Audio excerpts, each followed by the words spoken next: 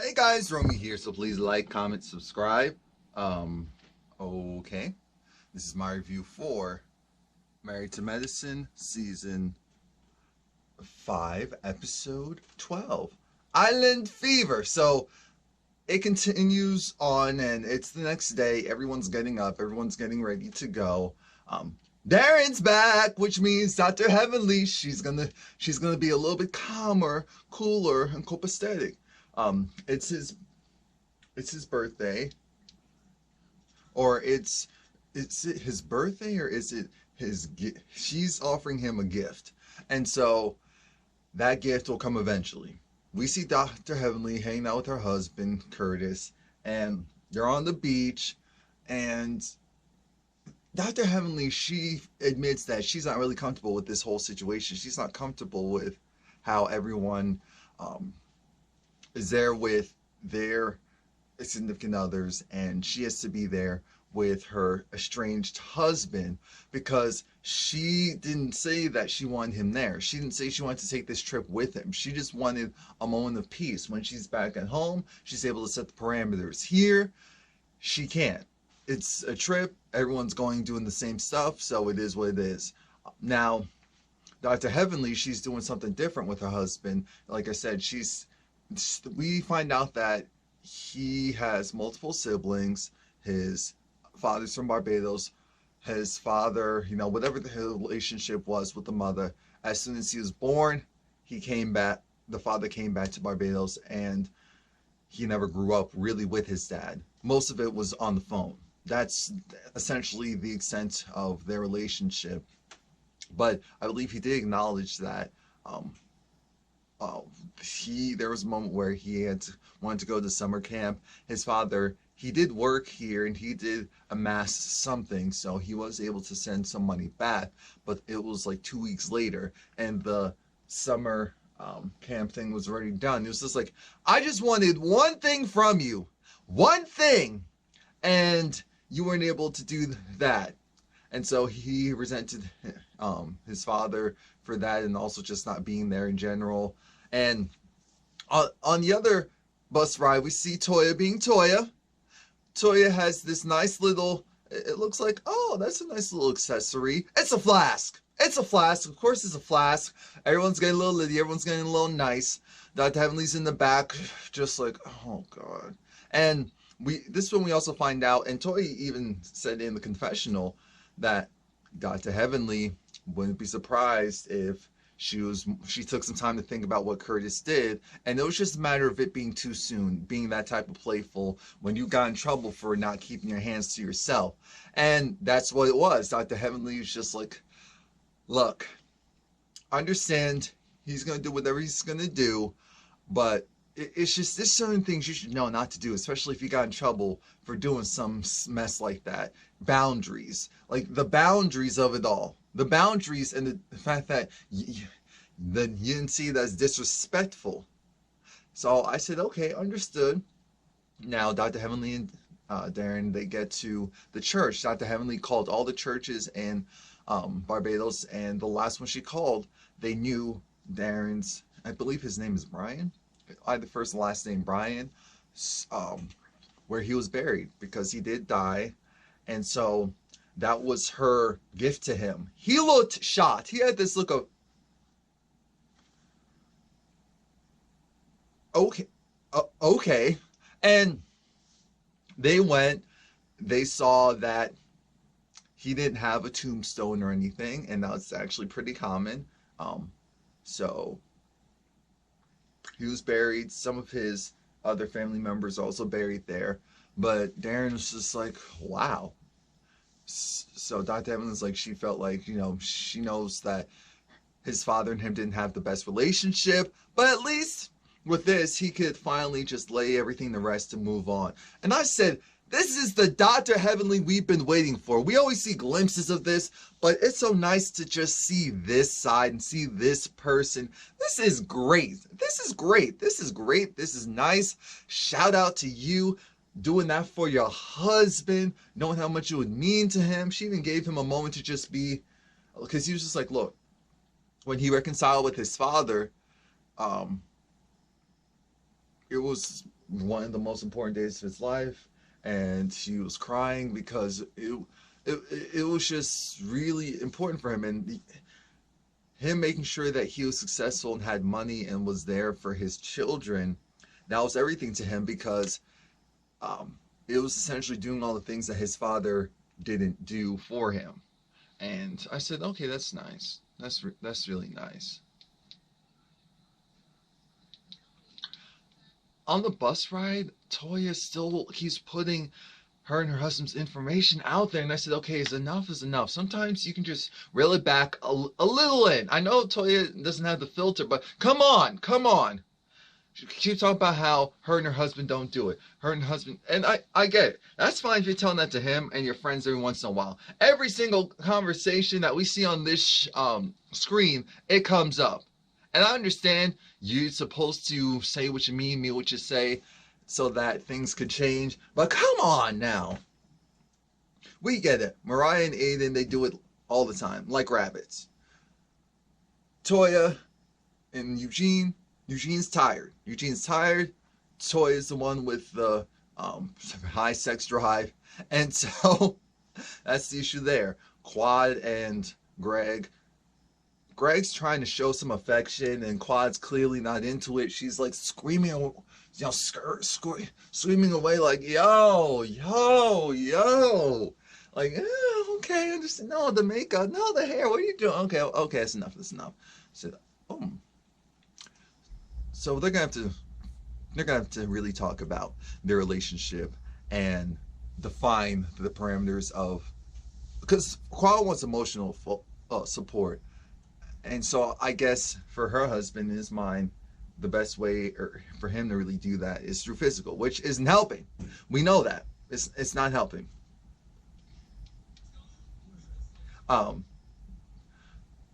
Excuse me. Everyone's excited to see Dr. Darren because Dr. Darren, they know that he calms his wife down. So there's like, thank God you're here. She hasn't been bad, but she has been calling us sons of bees and saying, oh, you mother effers, and you bleed. Which is like, that's her mouth. It gets reckless. We know that. But it's really cool because Dr. Heavenly starts telling them a story about how she went and took him to see the burial site of his father, who he didn't have a great relationship with. And it was just like a coming to Jesus moment, not coming to Jesus moment, but just it was just really nice. And Dr. Heavenly's, getting dabs from Dr. Jackie, because Dr. Heavenly's starting to cry. So Dr. Jackie's like, okay, I got you, girl. Keep telling the story. And then I don't know if Quad just came and sat down, and in the transition of doing that, she asked, or what it was, but it was a little confusing because I'm trying to figure out it.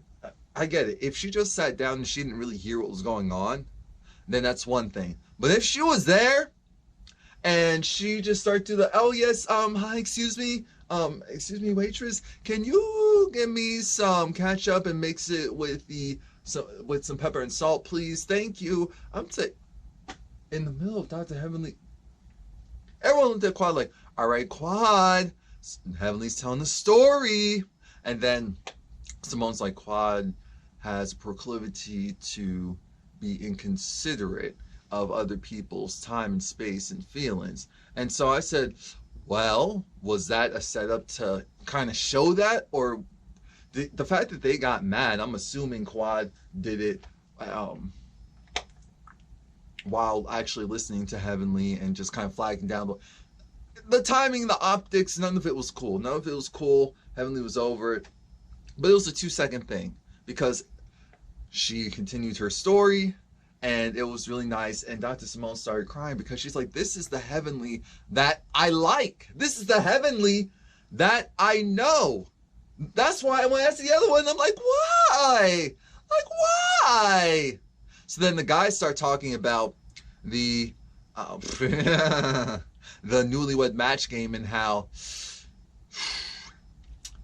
Greg and Quad failed miserably, and Curtis and Dr. Jackie, they did well, even though Curtis is in the doghouse. It just isn't. It just isn't as up. You guys need some work to do. You guys have some work to do. Dr. Heavenly also talked about how she's bringing in a sex therapist, and everyone's getting ready for that now. Um,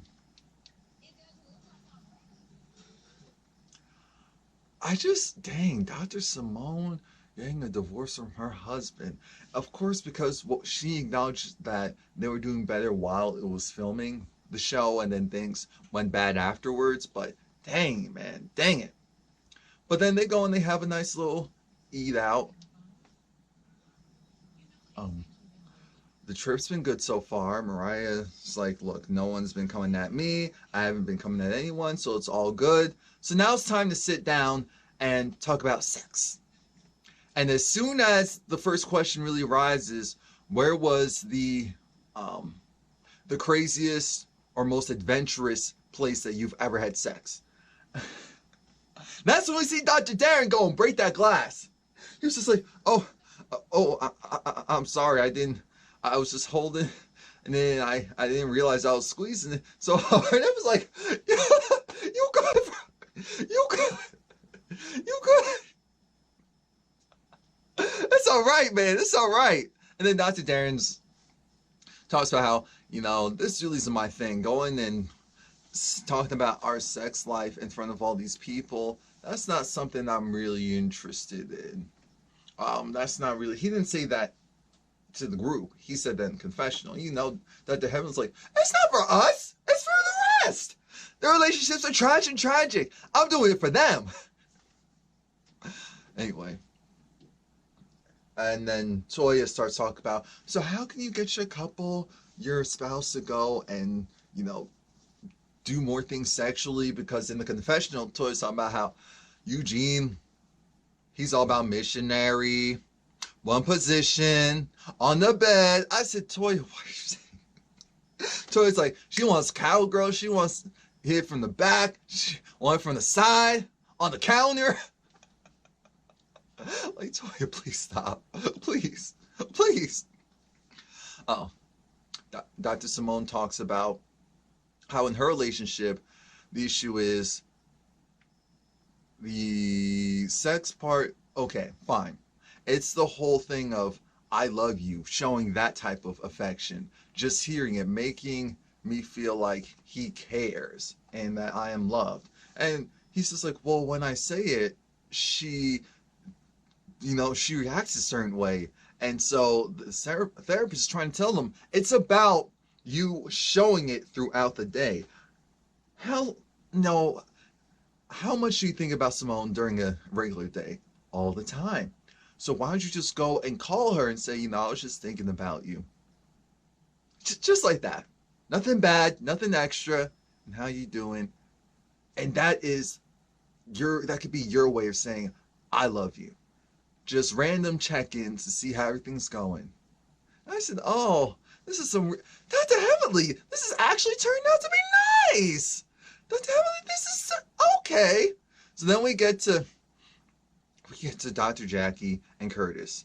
And Curtis' whole thing is he wants more time and attention from his wife, and I said, but no, the therapist, because he was saying, what about getting your partner to be more open to doing certain things sexually? Dr. Jackie had that look of, you ain't got to do that with some random man on the street. Are you kidding? Oh, that hurt. I looked at Curtis like, Curtis, we know you're a good man, but please stop talking. Because right now, we don't want to hear that. We're Team Dr. Jackie. So we don't want to hear you say all this stuff. That's what you have to understand. We don't want to hear it right now. That's the truth to the matter to this whole situation. We don't want to hear it right now. Nope. Nope.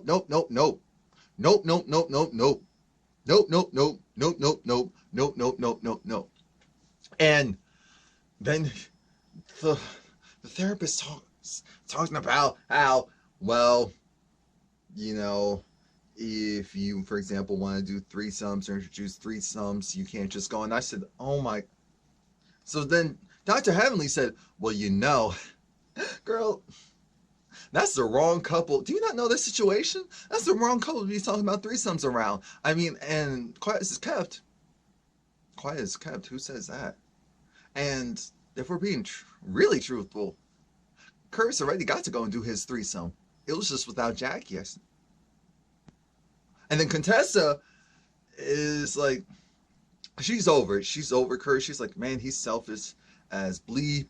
And how is it that you married Oprah, but you want Betty Crocker? I said, oh my God, that's a word. That's a word.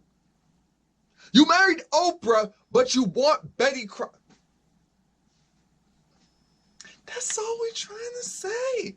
Here comes Greg talking about in his relationship. Greg is trying to, do the whole traditional marriage oath of the wife is there to serve and please her husband mantra. That yes, the husband does take care of the household, but the wife takes care of the husband in all things and always, however the husband wants. And I said, did he really just? And in this group, he must have felt really comfortable to let something like that come out.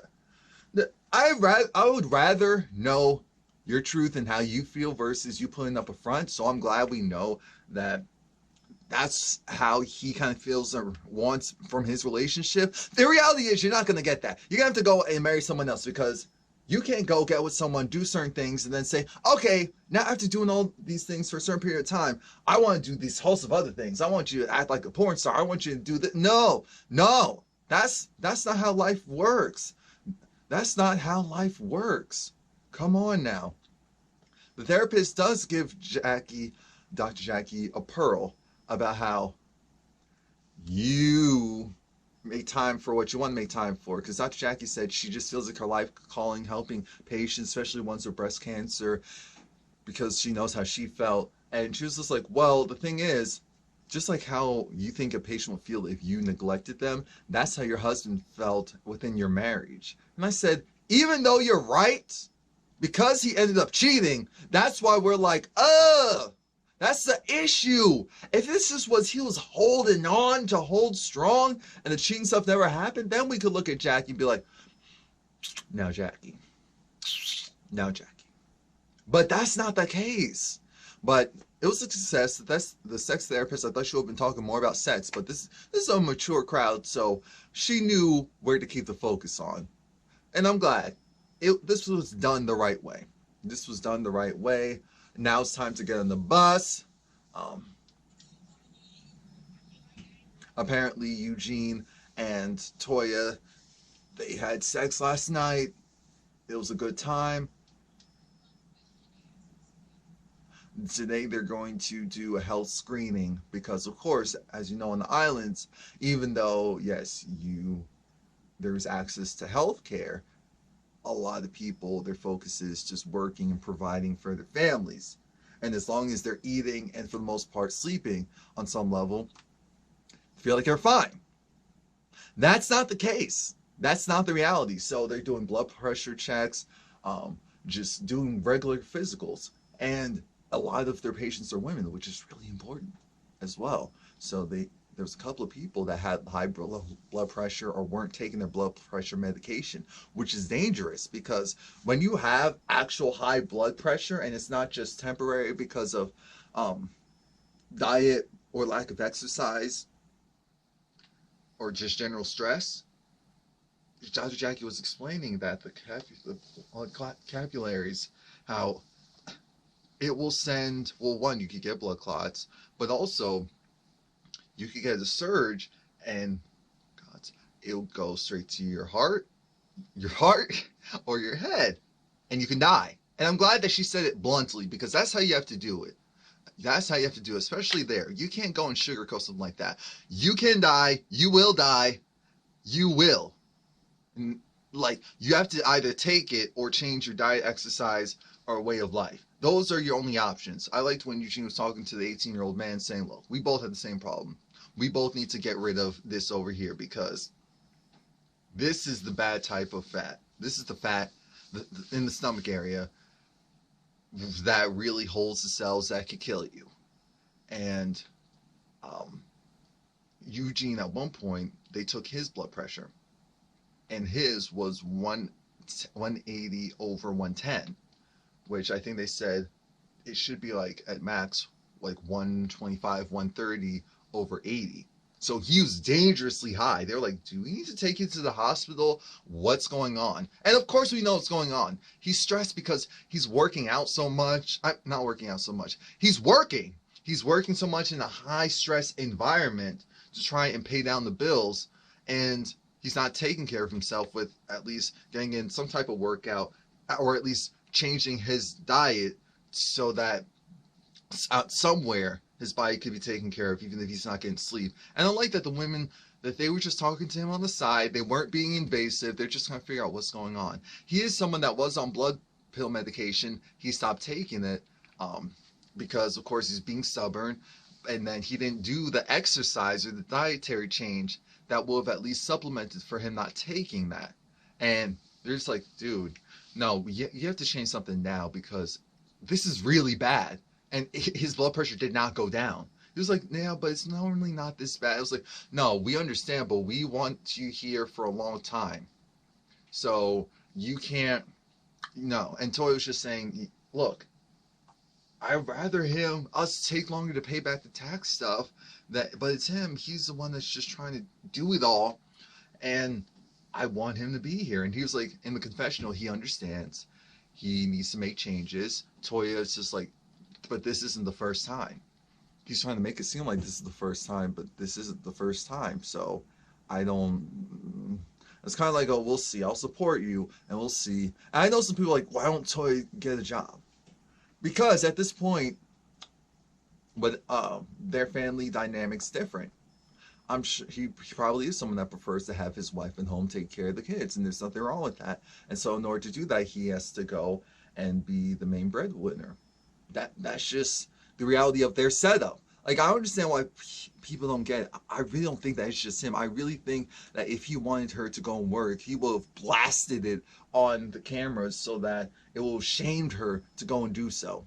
Anyway, now, it was cute though when that little girl was like playing house with them while they were trying to have that serious conversation. Now, Dr. Heavenly, like I said, this trip so far has been bomb. She's been doing her thing. It looks like they had a real budget. The bus, the transportation was nice. And she had a yacht party. And it was a boat. It was a really nice boat. I guess it's not considered a yacht, but she was like, I got the most expensive boat that they had here. I wanted to make sure to show them how to do it. It has an upstairs and downstairs, fully furnished. I said, oh, that's how you do it. Even Dot's a Jackie out with some skin out. She getting that vitamin D because she's not getting it from Curtis. Let me stop. And Dr. Heavenly has the wheel. Mariah's seasick. And people don't understand. It is better to be up than down. Like, except for if it's really hot. Because if it's really hot, that's going to make you throw up. Thankfully, I don't have that issue, but I know someone who does, and trust me, I know what I'm talking about. Really. Now,